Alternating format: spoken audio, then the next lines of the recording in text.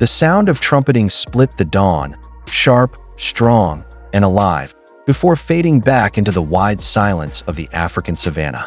A golden haze stretched across the horizon as the sun climbed, spilling light that turned every blade of tall grass into a glowing spear of fire.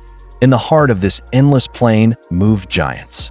The elephants walked as though the earth belonged to them, and in truth, it always had.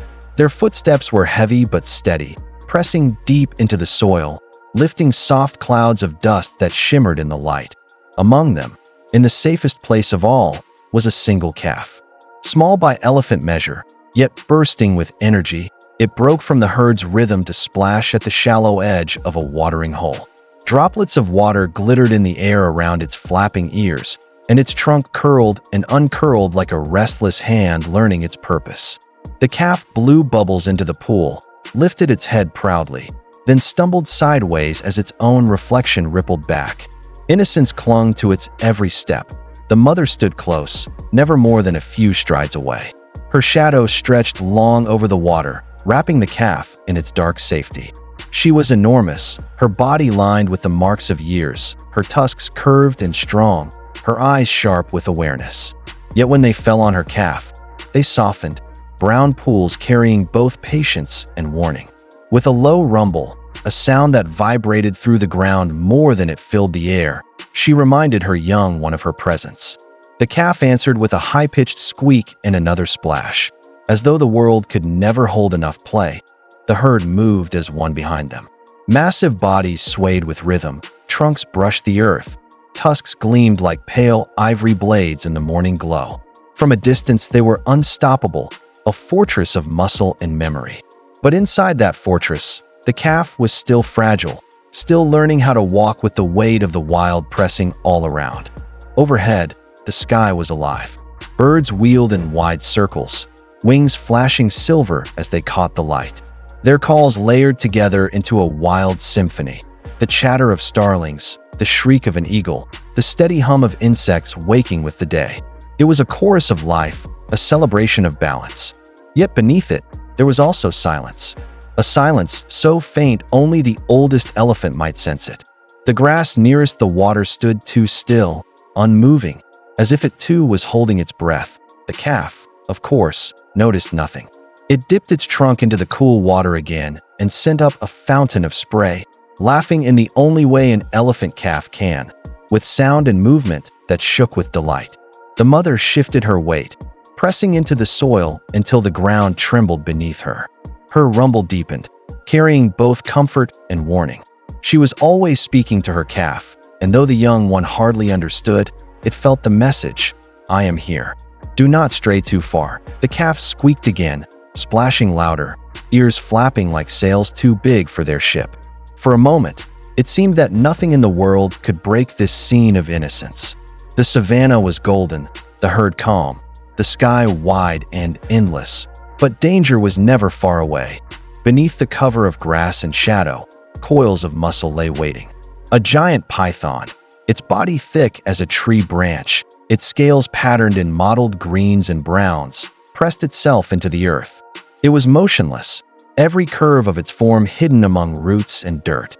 Only the faint flick of its tongue betrayed its presence, tasting the air, measuring the vibrations that rolled through the ground.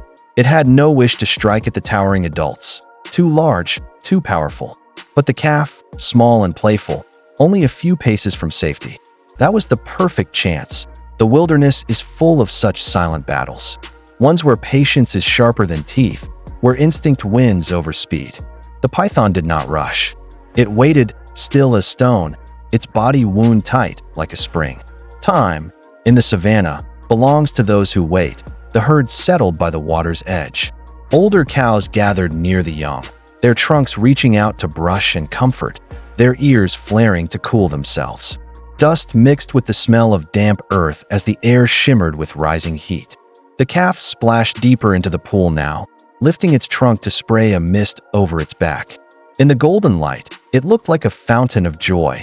The mother stepped closer, her enormous shadow falling long across the pool. She lowered her trunk, brushing the calf's damp skin in a gesture older than memory itself. Elephants speak with touch as much as sound. with rumbling vibrations that humans can barely hear, with looks that carry unspoken stories. In that moment, the mother said everything her calf needed. "I am here. You are safe." The calf leaned into her touch before splashing again. Love and innocence lived in every movement. Yet even as they shared this bond, the savanna whispered of change, and a ripple moved through the tall grass. Not wind, not bird, but something else. The chatter above slowed. The eagle's call faded. Even the insects dulled their song. The air grew heavy with the kind of silence that comes before storms, before predators strike, before life's rhythm breaks. The calf lifted its trunk again and blew another spray of water, droplets catching sunlight until they looked like sparks falling through the air. The herd drank and grazed with steady rhythm, their world as it had always been. Beauty beside danger, life beside death. The mother raised her head suddenly, ears spreading wide. She sensed something, a shift too small to see. Centuries of instinct carved into her blood warned her to stay close. She moved nearer, her massive frame now almost touching her calf. Her breath came steady, but her eyes never stopped scanning the grass. Nothing moved. Nothing dared. Still, the python lay waiting, every muscle pressed against the earth, ready for the single chance it needed. The mother's caution and the snake's silence hung together in the air, like two storms circling, unseen. The calf stumbled forward again, splashing with all the innocence of a life just beginning. It had no idea that every playful step brought it closer to danger. The camera of imagination lingers here, on the calf's joy, the mother's quiet watchfulness, and the predator's invisible patience. The savanna is always honest. It gives life and beauty, but never without shadow. For now, the herd stands whole, the calf alive beneath its mother's shadow, the sun climbing higher across an endless sky. But somewhere, just beyond the circle of safety, nature waits with its oldest question: who will survive when calm turns to chaos? The grass holds its breath. The earth waits still. The storm is near, though no one yet can see it. The calf's scream tore across the savanna like a jagged crack of thunder.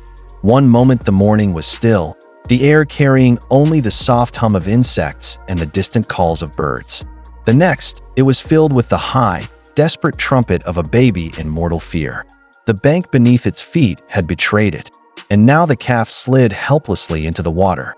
Its tiny frame vanished beneath the muddy surface before breaking through again, trunk flailing upward like a drowning hand reaching for the sky.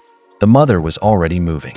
Her massive body churned the shallows into a storm of waves and mud as she charged forward, her eyes locked on her calf.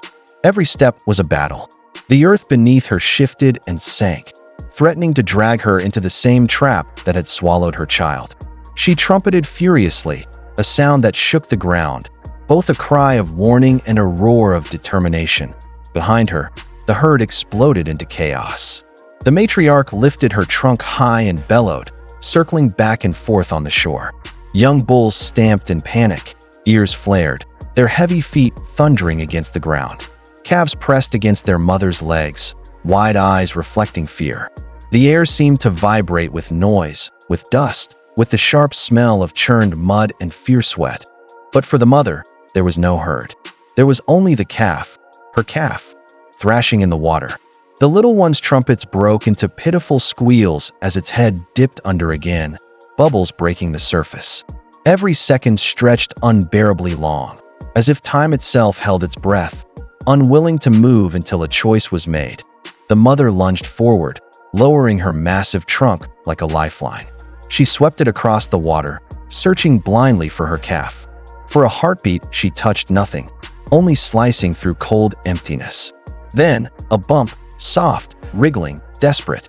She curled instinctively, wrapping the calf's slick body, but the weight of the water pulled it down again. The suction of the mud clung to its legs like unseen hands dragging it into darkness. Her eyes widened. This was not enough. A single sweep of the trunk could not win this battle. The mother faced a choice that cut through every instinct of survival. Risk her own life by wading into the deep, unstable water, or stay back, safe, while her calf slipped beneath the surface forever. She hesitated only for a breath. Then she roared. The sound rolled across the plains like thunder, startling birds from the treetops. She stepped forward, the bank crumbling under her weight. Mud closed around her legs, pulling her down, but she did not stop. She forced herself deeper, each step sending tremors through her great body, water rising high against her chest.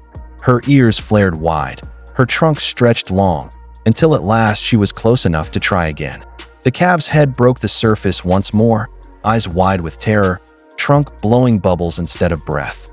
The mother lunged, curling her trunk around its slippery body.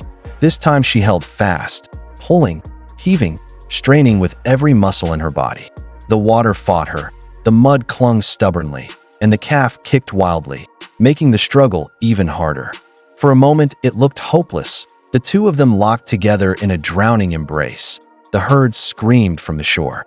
Some trumpeted encouragement, others circled in frantic despair. Dust rose in clouds, mixing with the spray from the water. It was as if the entire savannah cried out for the calf's life. The mother planted her front legs firmly, muscles quivering, tusks gleaming wet with spray. With one last roar, she pulled. Slowly, painfully, the calf's body lifted, breaking free of the water's grip. It tumbled awkwardly against her chest, coughing and squealing, but alive. Relief washed over the herd in a wave of sound. Trumpets answered trumpets, a chorus of triumph and release. The matriarch's call echoed loudest, steady and grounding, calming the chaos. On the shore, calves pressed close to their mothers again, safe in their shelter, but the danger was not gone. The mother, her legs buried deep in sucking mud, still had to climb free with her calf. She shifted her weight, dragging one massive foot loose, then another, each movement heavy and deliberate. Slowly she backed out of the water, her calf leaning against her side, trembling but breathing. The moment they reached firm ground, silence fell. The herd gathered close, trunks brushing against the calf, touching the mother with low rumbles of comfort. Dust hung in the air, glowing in the sunlight like gold. The baby, still shaking, pressed against its mother's leg, hiding in her shadow. The mother lowered her trunk gently and rested it across her calf's back. It was not just protection, it was a promise. She had gone to the edge of her strength and beyond, and she would do it again, as many times as it took. The savannah grew quiet once more. Birds returned to the trees. The rippling water of the pool hid the violence it had just seen, its surface smooth again as though nothing had happened. But the silence now was different, not peaceful, but heavy, alive with the memory of what had nearly been lost. The baby elephant leaned into its mother's touch, eyes half closed, breathing steadier now. Around them, the herd kept watch, their circle tight, their rumbles low and united. And so the scene closed not with noise, but with quiet. The kind of quiet that carries weight. The kind of quiet where the savannah itself seems to bow in respect.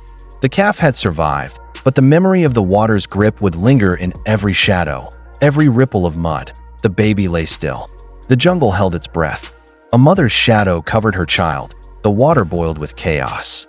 Mud surged and swirled as the mother elephant plunged deeper, her tusks slicing through the current, her eyes fixed on the tiny form still sinking below.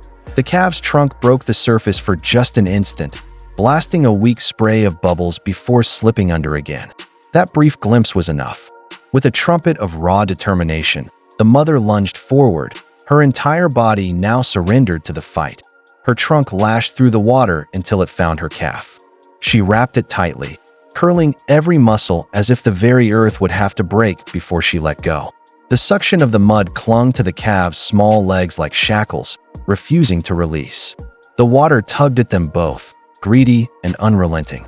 But the mother dug in, straining with every ounce of strength that pulsed through her towering frame. Her back arched, her tusks gleamed in the spray, and her body became a wall of fury against the flood. The calf squealed weakly, the sound muffled by water. Desperation hung thick in the air. The herd on the bank erupted in frantic cries, their trumpets echoing like war horns across the plain. They circled tight, stamping and swaying, powerless but bound together in shared terror. The matriarch called louder than all, her cry long and low, carrying through the dust and chaos like a drumbeat of hope. The mother heaved once more. This time the mud gave way, inch by inch, as if torn apart by the force of her love. The calf lifted, first its head, then its shoulders, breaking the surface with a choking gasp. The mother did not stop. She pushed, pulled, dragged with everything she had left. Each movement was slow, grueling, but unstoppable at last. With one final surge, the calf slid free onto the shallows. It collapsed, trembling, its chest rising and falling in frantic bursts. Water streamed from its body in rivulets. Its eyes were wide, dazed, but alive. For a moment, the world was still. The herd went silent. The chaos cut away as though the savanna itself was holding its breath in reverence. The baby's sides heaved. The mother stood above it, chest heaving too. Her legs sunk deep in mud, but her head bent low. She lowered her trunk with infinite gentleness and brushed the calf's wet back. The touch was not just comfort. It was a vow, spoken in the language of the wild. "You are mine, and I will never let you go." Slowly, the herd drew closer. They formed a wall of living bodies around the mother and her child, a silent circle of guardians.